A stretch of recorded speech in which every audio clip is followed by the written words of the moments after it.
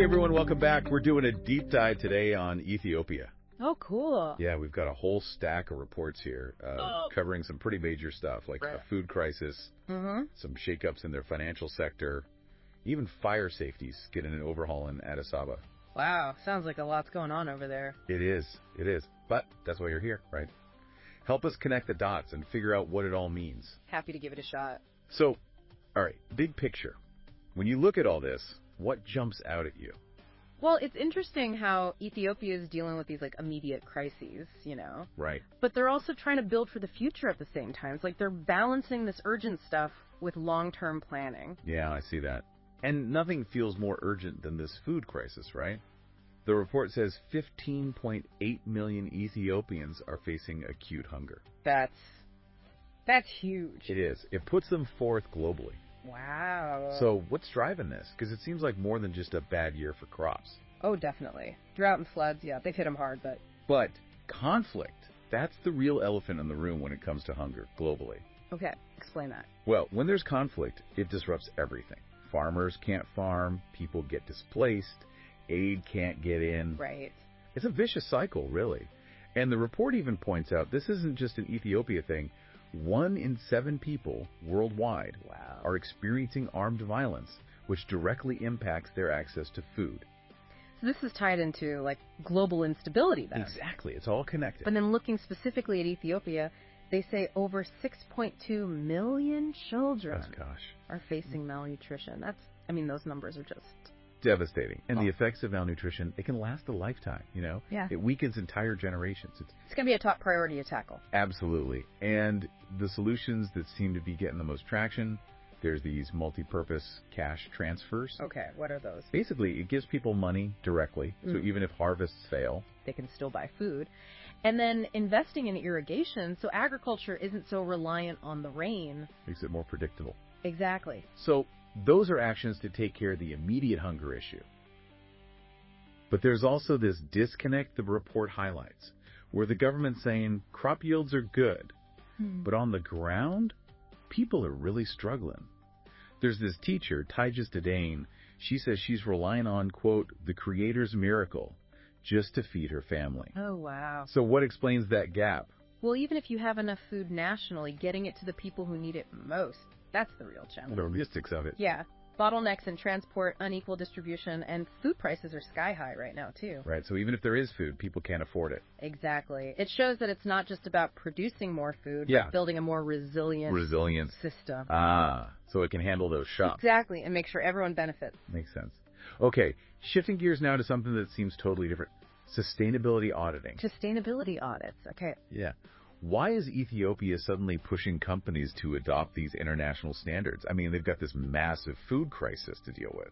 Right. It does seem kind of unrelated, but actually it ties back into that idea of building a more stable future. Global investors, they're really focused on sustainability these days. Oh, so this is about attracting investment. Big time. Yeah. These new IFRS standards, they're like the rule book for how companies report their environmental and social impact, and they're becoming the global norm. So if Ethiopian companies don't comply... they get left behind. Basically, yeah. They risk missing out on crucial investments. Huh. I hadn't realized those standards had that much power. Oh, yeah. It's not just about being eco-friendly anymore. It's about economic survival, competing on a global level. So for a country like Ethiopia, which relies so heavily on agriculture, this is even more important. Especially for them, yeah. They're super vulnerable to climate change, so showing they're serious about sustainability attracts the funds they need. Exactly, for the long haul. Okay, now I see how these pieces fit together. Yeah. But implementing these standards, that can't be easy, right? It definitely has its challenges. The report mentions a lack of qualified auditors. Makes sense. Limited resources. And they're having to send people overseas for training, which gets expensive. Right. So there's this push to create a national training institute instead. Build up expertise locally. Exactly. Smart. But there's a time crunch, too, isn't there? Kenya's already mandating compliance by 2027. Oh, yeah. The pressure's on for Ethiopia to not just implement these standards, but implement them well. Right, and do it fast. It'll be really interesting to see how they handle it. Speaking of handling things, what about this shakeup at the Commercial Bank of Ethiopia, the CBE? Oh, right, yeah. Looks like they totally revamped their board of directors. Yeah, this is all about professionalizing oversight. Okay. The new board members, they come from all sorts of backgrounds. Aviation, law, even entrepreneurship. Interesting mix. It's a big shift away from political appointments and more towards expertise, experience. Could be huge for the bank's performance, dealing with those non-performing loans and all that. So focus on qualifications, not connections. Yep.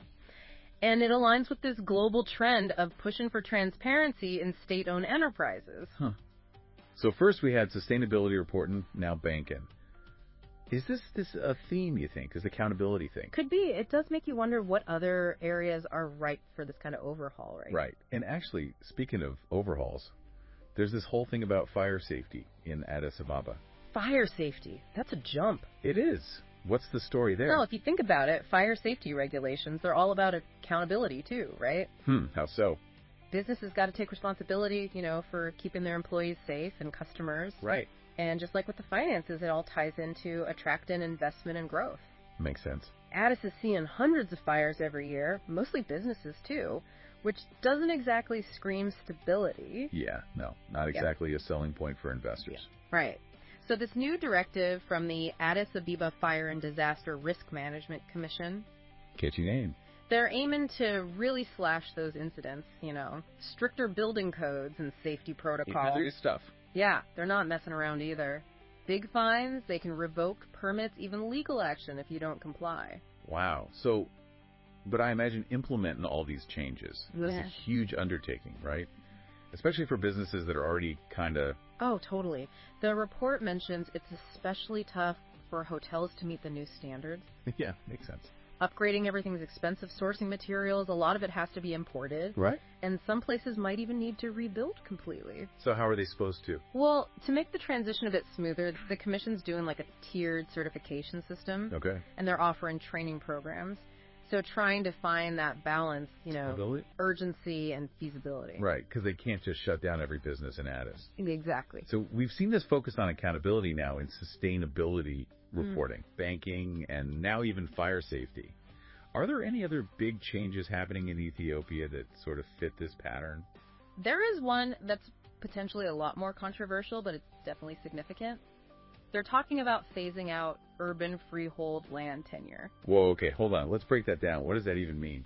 So right now in a lot of urban areas, people can own land outright, Right. This bill proposes switching to a leasehold system. So the government basically becomes the landlord. Okay. And individuals or businesses would lease the land from them for a certain amount of time. So instead of owning your land, you'd be renting it from the government. What's the logic there? Part of it is about money for the government, especially for infrastructure projects. They need a lot of funding. Makes sense. And it's also about managing this rapid urbanization, Cities are growing so fast, the demand for land is through the roof. Okay. So they see this leasehold system as a way to control that growth a bit more. I can see that. Yeah. But I imagine giving up land ownership is a tough sell. Oh, it could be very controversial. The report brings up concerns about the land registries. What do you mean? A lot of the records are unclear or outdated, which could make this whole transition a mess. Right. And people with customary land rights could get left out in the cold. So it's risky. And there's that story about the Addis water plant that had to shut down because of a lease dispute. Oh, yeah, I remember that. Doesn't exactly inspire confidence. Nope. So what needs to happen to make sure this goes smoothly? They got to be really careful about how they implement it. Transparency's key, obviously. Clear communication with everyone. And a phased approach. It's not just flipping a switch overnight. Right. Otherwise, they're going to create more problems than they solve. This feels like a big gamble. It is high stakes for sure, but there is potential for some really positive outcomes if they can pull it off. Okay, like what? Well, if it's done right, it could unlock a ton of money for development. Infrastructure especially. Promote more efficient land use. Maybe even help resolve some of those long-standing land disputes. Wow, that would be... And there's even provisions in the bill for regulating urban farmlands, which is a whole other trend. Right. So bringing those farmlands into this leasehold system could actually protect farmers. Wow, so... Make sure they get paid fairly if their land's needed for development. Interesting. So big potential upside, but the risks are real. Thanks for joining us. We hope you enjoyed the journey and maybe learned a thing or two. It's been a pleasure. Until next time, keep exploring, keep questioning, and keep diving deep.